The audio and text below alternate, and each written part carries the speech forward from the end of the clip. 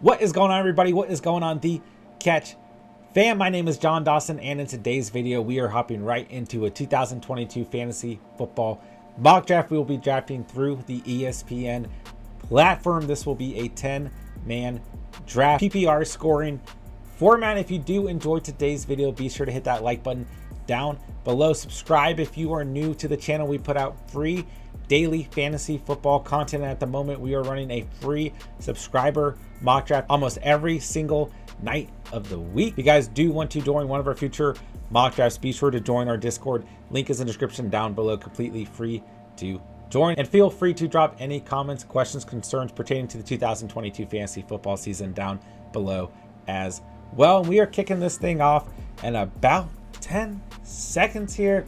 Excited as ever to hop into another mock draft. So we've got the 8th overall selection. More than likely, I will be targeting a running back and continuing to try out this strategy of what I call a bounce back method, switching between the running back position and the receiver position, keeping an eye on the tight end position as well as the quarterback position, keeping an eye on certain tiers at the tight end and QB position that we feel confident in, and letting a quarterback and tight end fall to us accordingly. I really feel like this specific draft strategy builds really strong, consistent rosters from head to toe. I think this works very well in a 10-man league and a 12-man league, as well as a 14-man league. But overall, with the 8-man league, I think you can go for a little bit more upside, maybe stack at a couple different positions a little bit earlier and things like that.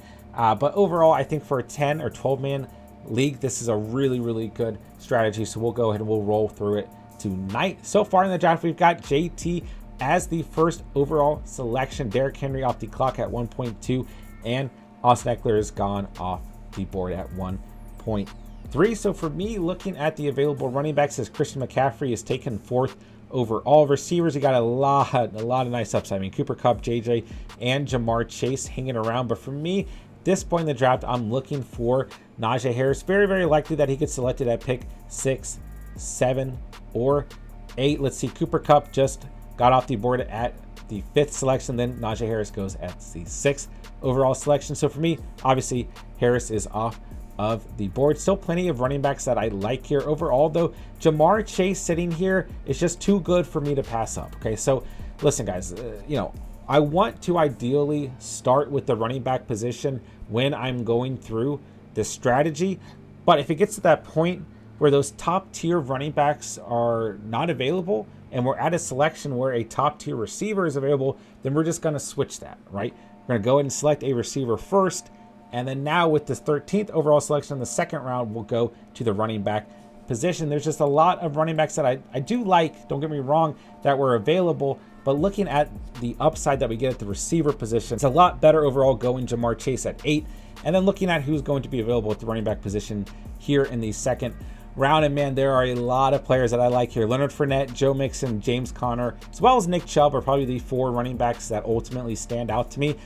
And I'm going to go Joe Mixon because I've got him too high in my personal rankings to not take him here. I'm not always crazy about selecting too many players from the same team, but I mean, Joe Mixon is someone who I think is going to have a phenomenal season overall behind that revamped offensive line. And last season came in, at least through ESPN's ranking, as the RB3. I mean, he had a phenomenal season. A lot of people aren't really paying attention to it. So I love me some Joe Mixon, man. He's someone who I've been looking for in the first round in a lot of these mock drafts. So I don't have any problem taking him in conjunction with Jamar Chase. And at this point, I mean, I would consider aiming for Joe Burrow in this draft too, and just going in with a full Cincinnati Bengals stack. But then the day, we'll see what happens. I don't know if this strategy is going to entail us ending up with Burrow at the quarterback position. But man, I don't have a problem stacking up with Joe Mixon and Jamar Chase. I have more of a problem stacking up with Jamar Chase and T. Higgins, for example, even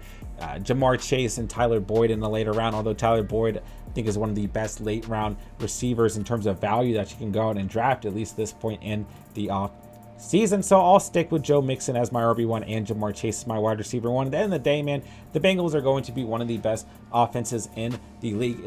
Worst case scenario, I think they'll be top 10, right? So I don't have a problem getting 2 pieces from that offense. Like I said, what I would have more of a problem with is going out and getting, let's say, 2 receivers from that same offense. All right, so Continuing the second round, we've seen Stephon Diggs off the board, James Conner off the board, Josh Allen, our first quarterback, off the board. CeeDee Lamb's gone. Aaron Jones and Cam Akers are both gone as well. To finish out the second round, we will move into the third round. So I will say, in a 10-man draft, right, especially with this specific strategy that we're rolling through, and wow, Tyreek Hill just really far back, on ESPN's rankings overall in comparison to some other websites. I mean, goes at 3.1. I mean, we're seeing him go, beginning of the second in a lot of mock drafts. So, I mean, Tyreek Hill goes at the 21st overall selection. Then Mike Evans at 22, Leonard Fournette at 23, AJ Brown at 24. But getting back to my point, right, in a 10-man draft, especially with this strategy of bouncing between receiver and running back position, or running back and receiver, I do think, I do feel like in a 10-man draft, you can hold off a little bit longer at the quarterback position or at the tight end position, because those two positions are going to be slightly deeper than if this was a 12-man draft, and you do have to pay attention a little bit more. So I still think we'll be able to land a good mid-round QB and mid-round tight end and be able to continue to stack up at the running back and receiver position. But the other option is to go ahead and select a QB and tight end, get them out of the way, get some nice upside at the position, and then in later rounds continue to stack up at the running back and receiver position, especially the receiver position with how deep it is overall. And I'll tell you guys right now, there are a lot of running backs that I like, quite a few, plenty of receivers that I like, but guys, I mean, this is an asterisk. This is not going to happen, okay? We're in the third round, and Travis Kelce and Mark Andrews are available.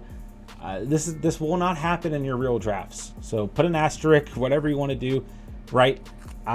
This will not happen. I'll take Kelce here. I love Andrews. I mean, really, I've got Kelce and Andrews tied at tight end 1 at the end of the day, especially in a 10-man league. I mean, even in a 10-man league, those guys should not be going in the third round. I mean, we just did a subscriber mock draft here at the channel tonight, and Kelce went in the first round. I mean, it's just not going to happen. And, even if it strays away from the strategy we're trying to follow, there's going to be points with this strategy where you just can't pass up certain players at certain positions. As a matter of fact, we might just go ahead.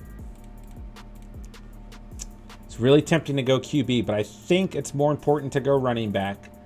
Let's go ahead. Let's take Zeke off the board and let's move forward. But it's really tempting there to just get, like I said, get the QB and tight end position out of the way and move forward. I was really close to going Justin Herbert or even Patrick Mahomes and getting the stack with Kelce.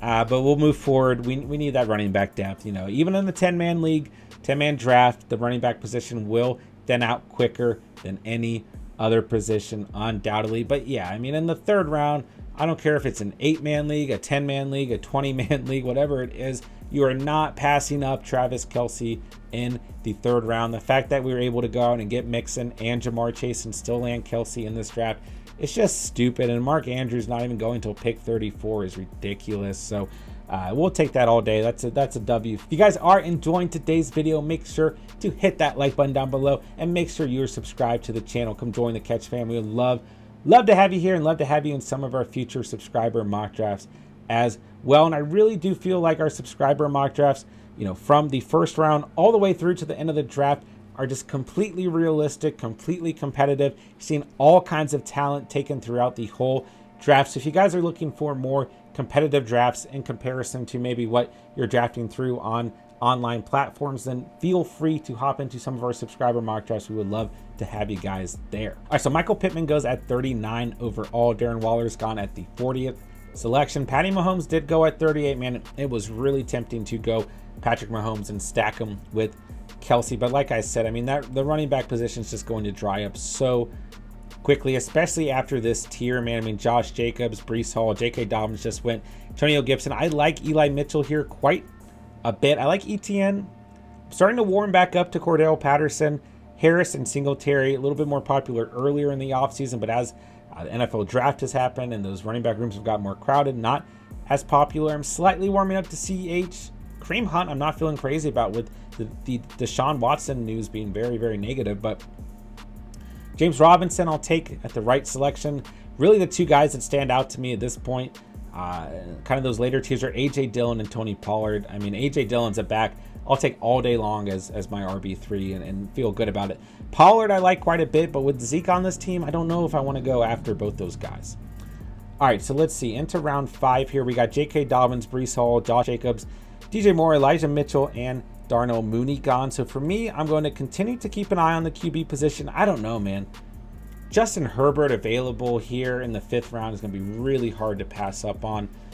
We are due to draft a receiver following suit with our strategy, so I think we'll do that. Then we'll see who's available at pick 53. For example, if Justin Herbert is still sitting there, I'm not going to pass up Justin Herbert at that point. But if we do, whether we go running back or receiver at 53, oh man, I mean, part of me is just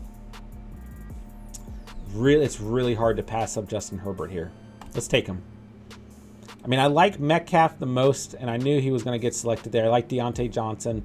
The next most in terms of the receivers that were available there, but Herbert just offers the most upside for this roster. Now, we don't have to worry about a QB or tight end for the rest of the draft. We can just comfortably switch between the receiver and the running back position to finish out this draft. All right, so Lamar Jackson, Amari Cooper gone. Let's take a receiver here.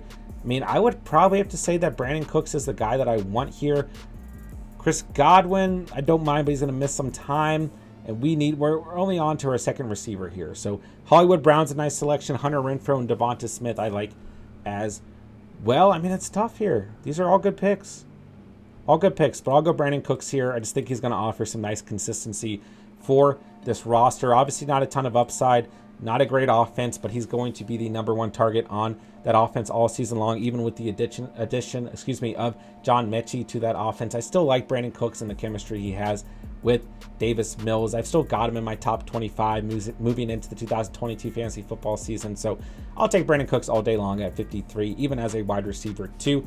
And now this is where you can just sit back and enjoy your draft. You're just going to take the best available running back on your board and the best available receiver on your board and just continue to switch between the two. It's just such an easy method of drafting. And it just so happened that in this draft, a QB and tight end fell to us earlier, and they're both a very high value in Justin Herbert and Travis Kelce. And a 12-man draft is probably not going to turn out, this nice from head to toe. But at the end of the day, man, it just builds a consistent roster. And like I said, I mean, we're going to switch between running back and receiver to finish things out. But there comes another point where there's a tight end of high value that we don't feel like we should pass up. Maybe Dawson Knox or Dallas Goedert at a certain point, maybe Hunter Henry far later on, or a certain QB who just holds really nice QB2 value, although I don't know how much you're going to need one behind Justin Herbert. There are other QBs that I have some concerns around that maybe I like a QB2 behind, like a Derek Carr or Kirk Cousins, but we do have the opportunity to go out and look for a QB2 if we really want to as well, or if it just gets to the point where, I mean, I don't know, maybe Aaron Rodgers is sitting around, no one's drafting him, no one's drafting Russell Wilson or Joe Burrow, and you just want to go out and potentially get that trade value or that additional quarterback for your team. God forbid anything happens to your QB1.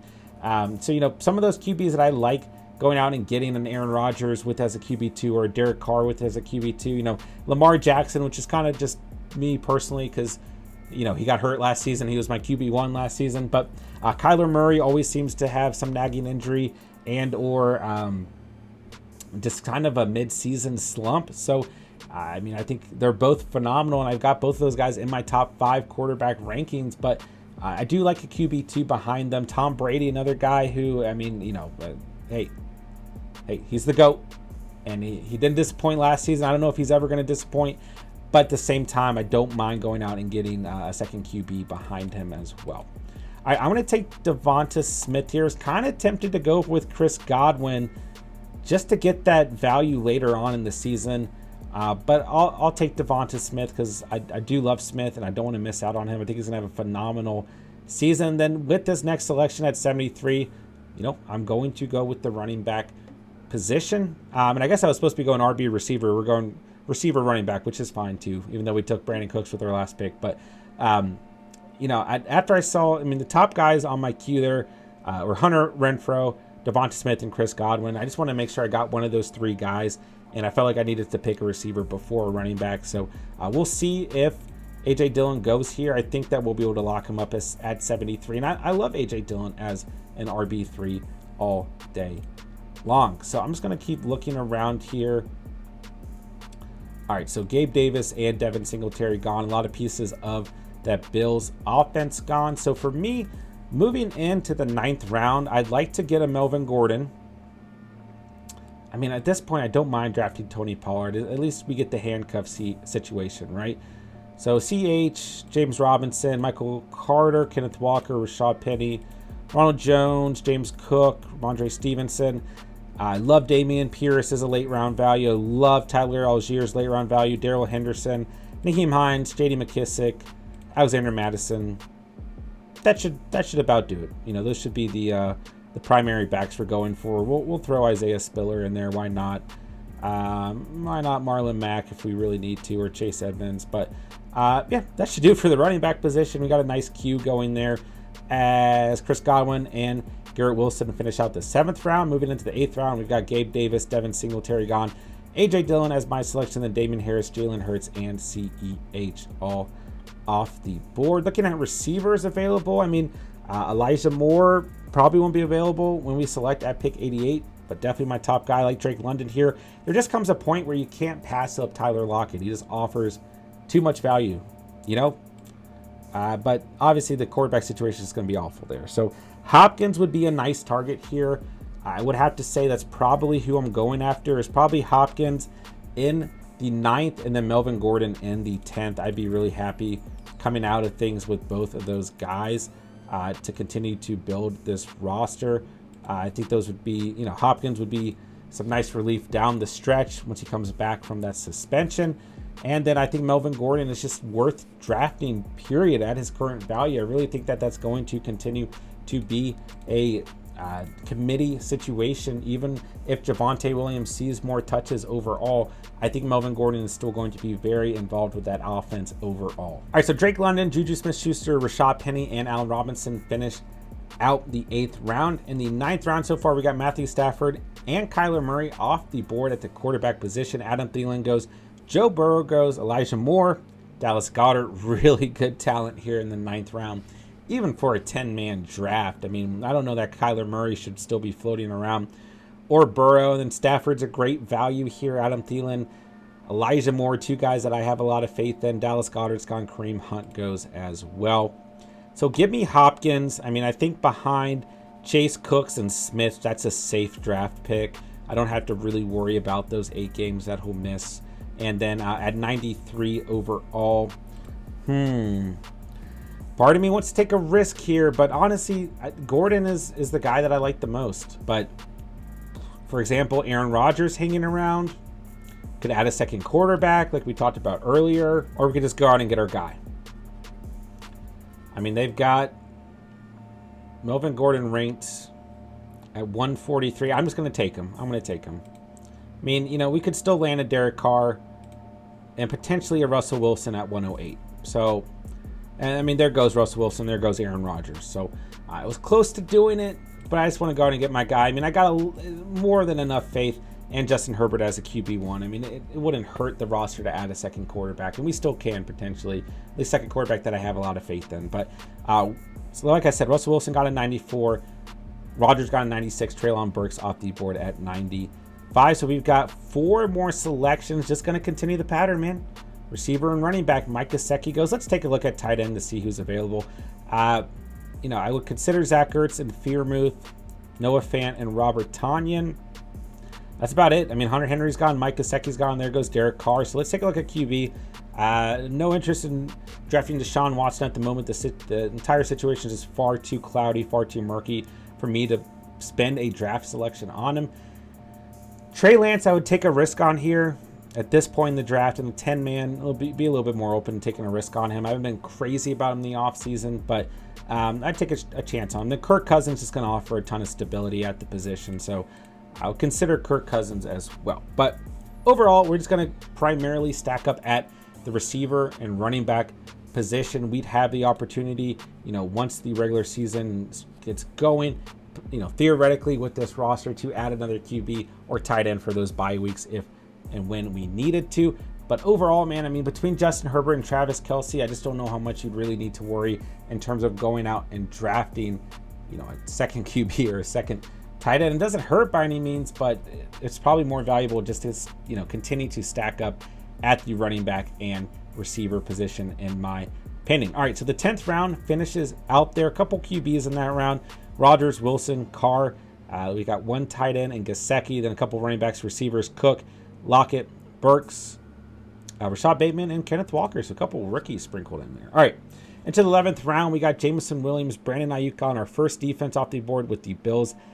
Defense: Chris Olave's gone, Chase Claypool, and Kadarius Toney off the board. So we're up in one selection here, and we're due for a receiver. So let's take a look. For me, my highest ranked guy here has got to be Christian Kirk. I mean, he gets that massive bag from Jacksonville, and there's just no way they're not going to utilize him within that offense. I think he'll be the number one target, although it's a pretty crowded offense and a crowded receiving room. We don't know what the head coaching change is going to bring. We don't know who Trevor Lawrence is going to prefer within that offense, but I'm comfortable taking Christian Kirk. I like Russell Gage's value here quite a bit as well. And let's see. Ooh. We're just going to follow suit with the strategy. We're going to go Dameon Pierce. It was kind of tempting to go double receiver and pick up Christian Kirk. Or excuse me, we did pick up Christian Kirk to pick up Russell Gage there as well. But we'll go Dameon Pierce. And then for me, Tyler Allgeier's the main back I've got here. If I could finish this out with another receiver that I believe in and Tyler Allgeier, I mean, I'd be happy as anything. I think Dameon Pierce and Tyler Allgeier, in terms of draft value, where you can land those two running backs, those are my two favorite running backs to go out and target. In terms of my two favorite rookie running backs, I should have clarified there, just because their value is so incredible. And I think that both those guys are going to have an absolute opportunity to step up and be an RB1 for their respective teams, even if the Texans and Falcons aren't going to be, extremely explosive or dynamic offenses. Overall, that running back one on that team is still going to hold a ton of value, just like the wide receiver one would as well. So I'm happy taking Dameon Pierce and Tyler Allgeier in later rounds. I'm happy going out and targeting those guys as well. All right, so we're due for a receiver here, and this is one of my biggest problems with going after Jamar Chase. It's just that Tyler Boyd is consistently available in drafts, and he is just so good. I mean, just such a great value where you can go out and draft him. I mean, part of me wants to take a chance on Trey Lance here and land a second QB, because I think our receiver room is pretty damn good too. I mean, Jamar Chase, Brandon Cooks, Devonta Smith, Hopkins, and Christian Kirk. I mean, you've got five receivers that I believe in as well. I mean, I like Jahan Dotson here. I like Tyler Boyd, and I like Tim Patrick quite a bit as well. The other guy who's probably pretty far down that I like would be Kendrick Bourne. So for the purpose of tonight's mock draft, I'll take a second QB. I'll take Trey Lance, get some upside.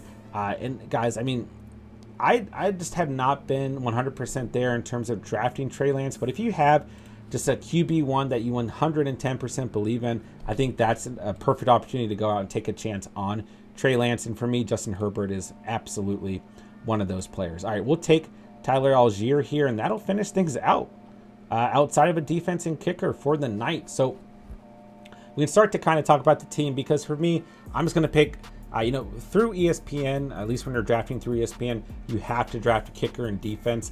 There are a lot of mock drafts, through other platforms.